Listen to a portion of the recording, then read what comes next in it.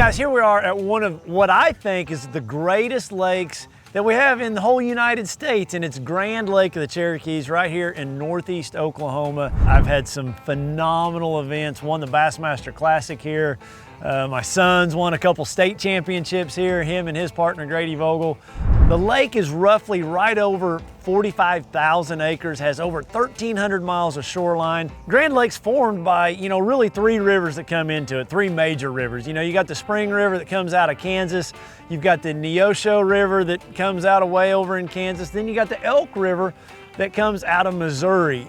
It is a fisherman's paradise for pattern fishing 101. That's what I love about the lake. You can get on a bite and you can duplicate it throughout the lake. Predominantly it is largemouth, then spotted bass. There are a very few smallmouth up in the Elk River. Look how wide that fish is. He is wide, isn't he? When you catch a bass here, they are just fat, thick, healthy fish because there is so much shad in this lake. And not only that, you got a really good crawfish population. When I go to a lake, I always want to see what all kinds of cover are available for a bass. First off, thousands of boat docks everywhere. And then when you get away from the boat docks, there's times of the year that the water's up in the willow trees and buckbrush. Then you've got all kinds of rock habitat. It goes from bluffs to boulders to chunk rock to pea gravel, and those transitions are all key certain times of the year. When you come here, expect to fish boat docks, expect to fish rock, expect to fish brush piles. Those are the main things here that you're looking for.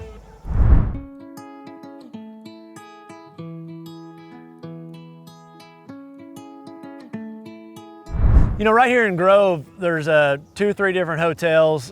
You've got lots of VRBOs, HomeAways, plenty of restaurants to choose from, both fast food and sit-down restaurants. And as you move around the lake, Shangri-La area, beautiful resort, that Bernice area, in the back of Horse Creek, just a nice little community to Langley and Disney, around that dam, but neat area to be able to go explore.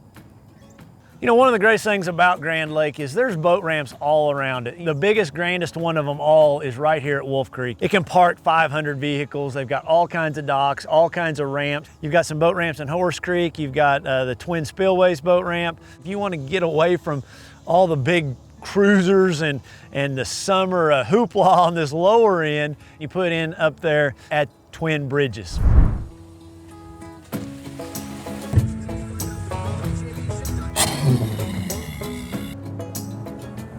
Let me take it a step further and let me break this lake down for you and show you the sections before we get over into how I fish each section in the seasons. And if you zoom in right here, I've got Sailboat Bridge.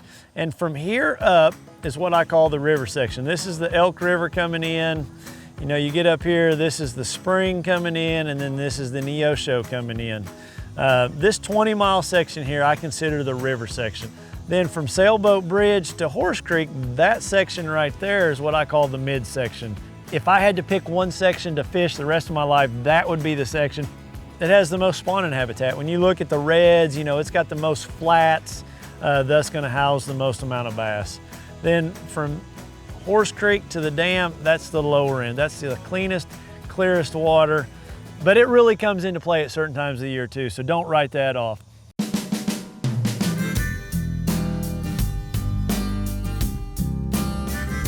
So I consider that pre-spawn time frame really, the month of March. March is that, for me, the window of that pre-spawn. And let's go back to the section that I call the midsection. I just think day in, day out, it's the most consistent. Again, we're talking about from Sailboat Bridge to Horse Creek.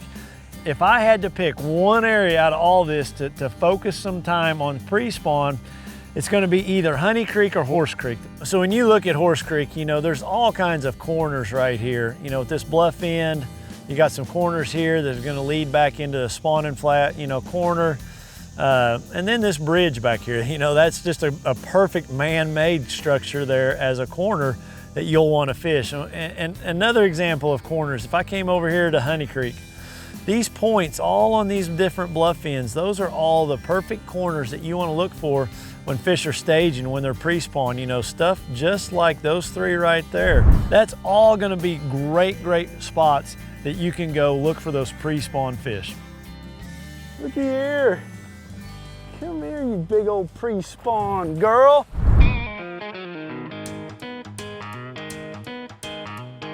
So here we are out on the lake. You gotta notice I got a little bit different life jacket. My son was the last one to use the boat for his high school championship. It rained. Everything got taken out of the boat. I went to put everything back in. I did not put life jackets back in it. Good thing, thank you Oklahoma for providing loaner life jackets at all the boat ramps. Got one for me and my camera guy, so we're good to go and go show you the Grand Lake of the Cherokees.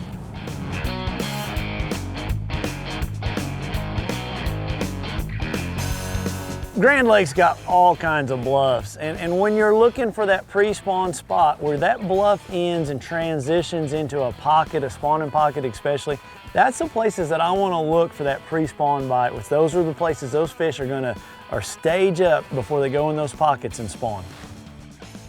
There's lots of pre-spawn baits that work here at Grand Lake, but by far, some of my favorites are, if I'm gonna fish that mid to lower section of the lake, I'm gonna have some jerk baits tied on. Early in that pre-spawn, I'm gonna have a deeper diving jerk bait like this one tied on. This is a Stunna +2. I love this color, just the white with the orange belly. Table rock shad, it's got a little bit of chartreuse, a little bit of purple, a little bit of orange on the belly. This is also a great color. Then we got stealth shad here. This is just my go-to sunny day, clear water situation. Now, this is a great lake in the pre-spawn to throw a single Colorado spinnerbait. That water temperature is in that upper 40s, low 50s. That's when this thing really starts to shine. And then, over the last 5 years, a glide bait, down the sides of docks, over brush piles, down laydowns, works really well in that pre-spawn condition.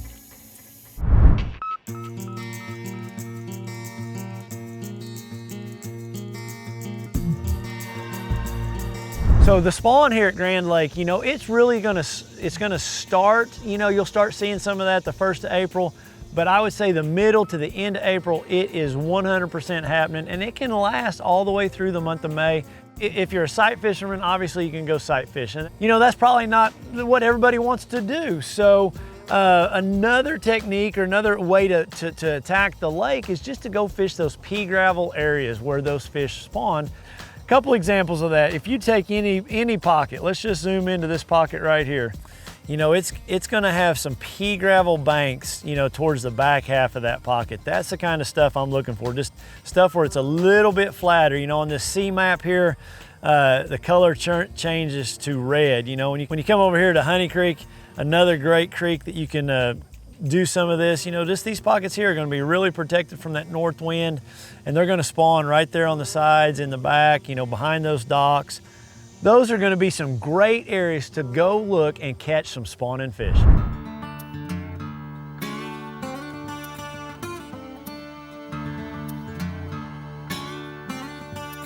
So we pulled up to one of the most predominant pieces of structure on this lake, and they come into play 365 days out of the year. During the spawn, all that water behind there, a lot of people don't take the time to fish. Do the extra work to come in and behind these boat docks during the spawn. It's a great way to catch a bunch of fish that nobody else takes the time to get to. That's a big one. Yes, sweet. Yes, what a fish. How about that? So when you come here in that middle April to May time frame, there's gonna be fish spawning. And one of the best baits on this lake is just a square bill crankbait, guys. Just a shad colored square bill represents what they eat day in, day out. So, during the spawn particularly, I'd be reeling this thing really fast down those 45-degree banks. Now, a second bait of mine, if I want to get out there and catch a really big fish, is just a Berkeley coal shad. The albino color, down the backs of docks, down those same 45-degree banks, down those laydowns. It's just a great bait that's a big profile. A finesse jig, guys. This is what I won the Bassmaster Classic on. But a finesse jig from that pre-spawn to that spawn is a great bait to throw. Just get you a green pumpkin with a green pumpkin trailer, like a Berkeley Shape 108, little 3-inch. Great bait to get you some bites. When you're going around those pea gravel areas, those pea gravel points, tie you on like a 5-inch power hog on a Carolina rig. It's just a great bait to throw up there in 2-3 foot of water, drag it out to that 7-8 feet of water. One little trick that I would tell you, dip those tails in chartreuse. It kind of helps represent a bluegill. Last, a shaky head. You tie a shaky head on and just drag it anywhere you can. My favorite color, my favorite worm is that Berkeley Hitworm 7-inch green pumpkin, little 3/16 ounce head. Put it on 8 or 10 pound fluorocarbon. You will go to town and catch a bunch of fish. Now we get into post spawn, and in my mind, it can be one of the most rewarding times to be out on the water because those fish are really feeding up. And then you have the shad spawn that happens right after the spawn. So a couple of the areas that I look for when that all starts happening is some main lake 45-degree banks or bluffs almost. You know, when you zoom in here, let's just take this section of the lake. Got a spawning pocket right here. Those fish will pull out, and a lot of times they will intersect those shad on these bluff banks. You know, another example of something to look at, you know, you've got a spawning pocket here, right here on either side of this. With the shad there, the bass are gonna be there. If you happen to come here to Grand Lake and that water level's 744.5, 745, then you can go out there and have some of the best flipping willow tree patterns that you've had in all your life. Like, it's just phenomenal. So the areas that I would look for that, I want to find something that's a little bit more off-colored, a little bit flatter. You know, this area right here, you can see all this flat down through here. Great willow tree flipping area, buckbrush flipping area. You know, this north shore of Echo Bay can be some of the absolute best. You know, you can also zoom out. There's going to be some great willows over here in Horse Creek, you know, Cary Bay, Wolf Creek, you know, and then also up here in the Elk, there's going to be some great willow tree flipping. So if that water happens to be a little bit high, get up in there in those willow trees and have the time of your life.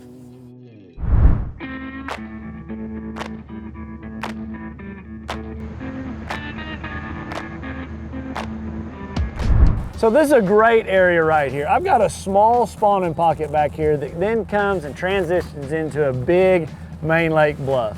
In my mind, this is one of the areas that I catch those shad spawn fish. They come right here, they don't have to swim very far, but it's a steeper, harder bank.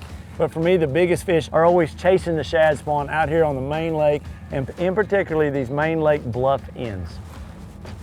Okay, so when we're out here and we got that post-spawn, shad spawn time frame, that water temperature's now 68 to 74 degrees, 75 degrees. The baits that I'm gonna throw, by far, my most favorite on this lake is that bait right there. That color is actually called shad spawn. It's a Berkeley Power Blade, half-ounce, gold-silver combination, one of my all-time favorites. Another bait that you can't go wrong with is just a vibrating jig like this slobber knocker, just a white color.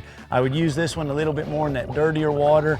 Now, if we're, you know, done with the shad spawn, or it's later in the day, you didn't get out here early in the morning, and you're able to go flip bushes, frog the bushes. The #1 bait on this lake is a power hog, a 5-inch big version of it.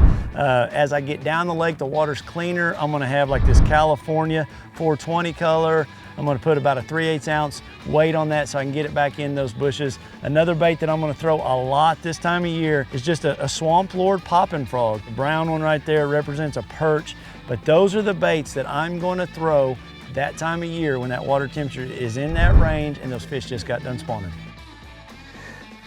All right, man, that's a chunky one.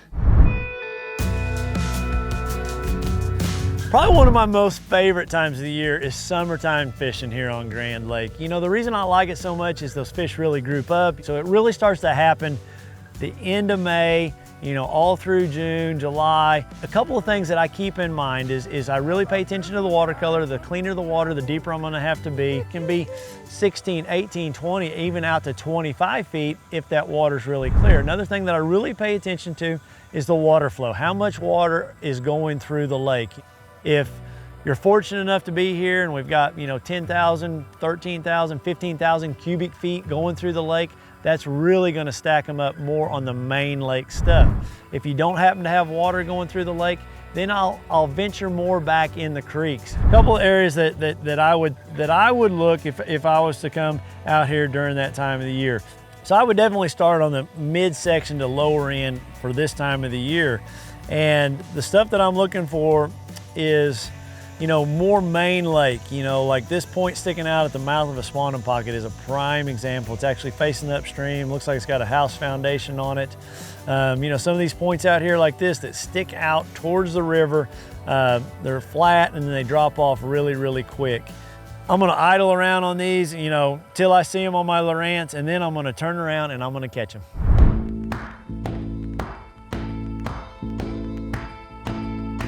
So this is a prime example of what I'm looking for. A point like this, just a rounded point. I'll idle over it, I'll see a few fish, I'll see a brush pile, figure out what depth they're holding.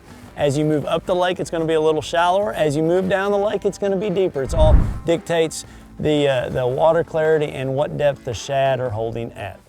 Always gonna make a surge right here at the boat. Come here, baby. Want to get? Yes, yes, yes, yes, yes, yes. They were stacked up. All right, the baits, the must-have, the number one, a chartreuse blueback dredger. I use the 17.5, the 20.5, and the 25.5. Those numbers are the depth that that bait achieves on 10-pound test. But that's my go-to color. My second color would be that one right there. It's a chameleon, it's just a great shad representation. The water's really clear as I get down the lake. I go more with this more natural looking shad color. It's gonna be the first thing I use to get that school fired up. Then I'm gonna follow up with an unrigged coal shad. I'm gonna put this on a 1/2 ounce Berkeley Fusion swim bait head with the extra long shank 5/0 hook. And I'm gonna throw it on that same points where I just had those bites on that dredger. Next, pick up your old football jig, peanut butter and jelly, put a Shape 108 green pumpkin trailer. There's some days you just have to put something on the bottom. A football jig and a stand-up worm are my two go-tos on this lake. And then last, guys, it's a sneaky secret bait, the Agent E. This thing weighs 1 ounce. I throw it out there on the bottom. I throw it like a jig. I work it like a jig. I've got a lot of confidence when I throw this behind other people. You know they like to bait when they're hooked like that right there.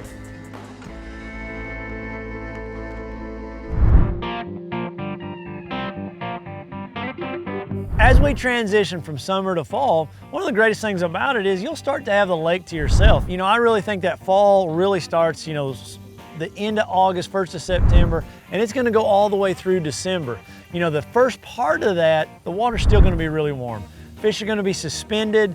Fish are gonna be a little bit harder to catch, really relating to shad. So one of the things that I do to put it in my favor is I compress the water column. And what I mean by that, so like fish could be suspended chasing bait balls all throughout the lake. You know, they could be anywhere, just anywhere. So you want to compress your playing field. And you can do that by running up the lake. Everything becomes tighter, shallower. They can't get away from you. And as you come up here, you know, you can see some of these more major creeks. I'm gonna fish those, you know, maybe this bluff or this flat going into this creek or the boat docks going into it. As you come down the lake, the things that I look for in the fall are flatter points. You know, you can just see there's a series of flatter points right here. You know, these flatter points on these islands. You know, any of these flatter points down through here. Those big gizzard shad get up there really, really shallow, and those bass are right there behind them on those flat points. But those are the things that I look for in the fall. You can see right here, we've got a bluff in, but then we've got a big flat point. This point runs way out here. Those bass will get right up on top of this in the fall on these flat rock points, just like this. When it comes to fall fishing, it's one of the greatest times of the year for topwater fishing. Like when I come out here, I'm gonna throw a Chopo all day long. I love the bone colored, put this thing on, you know, 40 or 50 pound braid and just cover water. You know, we've got the new Screaming Chopo. It really bodes well to have one that sounds a little bit different, which brings me to another bait that I throw a lot in the fall. You know, just a Berkeley Riveter is the new one I've been throwing. I love the squeaking it. I don't have to modify it any out of the package. Or the last bait on my list is just a jaywalker, just a walking bait. I throw two colors in it. Cloudy, dirty water situations, I throw that bone color. When we get down the lake, a little calmer conditions, a little sunnier conditions, I go with this olive shad. A fun time of the year because those bites on these baits can be explosive and they can be some really, really big fish. I probably spend more time over here from December to March as I do any time of the year, just because, you know, we don't have any tournaments and I just love coming out here when there's nobody else around. So wintertime fishing, I want to go to the cleanest, most stable water, and that's going to be the lower section of this lake, you know, this section here, this last 10 miles. And the things that I look for, you know, can be some of these small, steeper pockets. One, they're easier to break down. I can fish from the front to the back very quickly. I am going to fish these corners coming in. And then when I get to the back half of that, if you're a suspended bait type fisherman, you know, the back half of these, if you see a bait ball out in the middle, a lot of times you're gonna see bass chasing them. I really like how this one sets up. You know, it's got a little turn in it with 3 other pockets. You know, right there in that section, you know, you can throw a minnow, a jerkbait over in and around those bait balls. But, you know, if suspended fishing's not your deal, then just fish these corners. You know, fish that corner right there, maybe that corner right there. A lot of these corners are all gonna have brush piles on them, are gonna have boat docks, but I am going to attack this lake on the lower end, try to find the bait fish, and then you find the bass right behind them.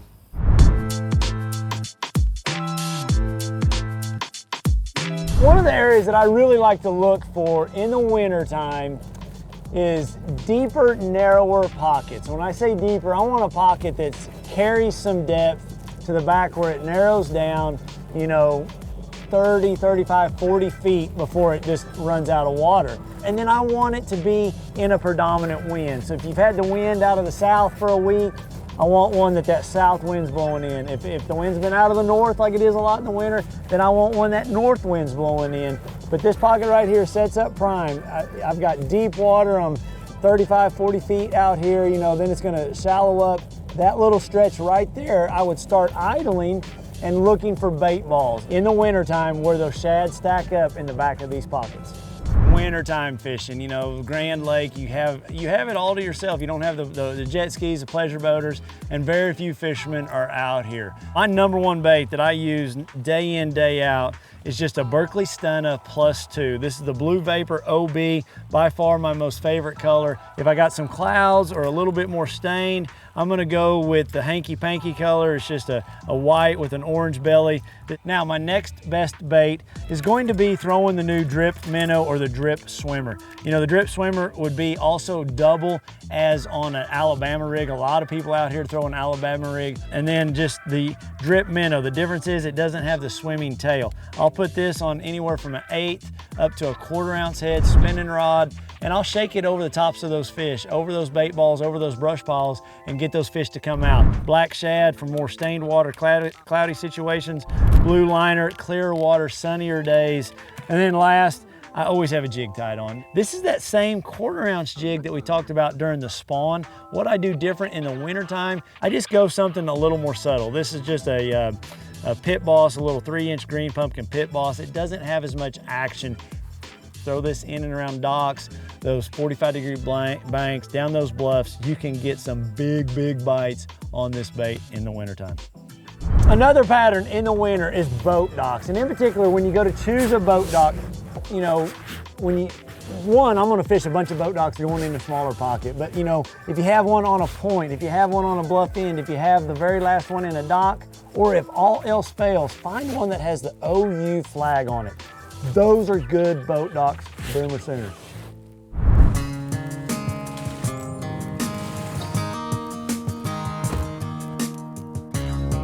Grand Lake, guys. I'm sharing my favorite fishing hole with you, a gem. It is called Grand for a reason, because it's a grand lake to come bass fishing.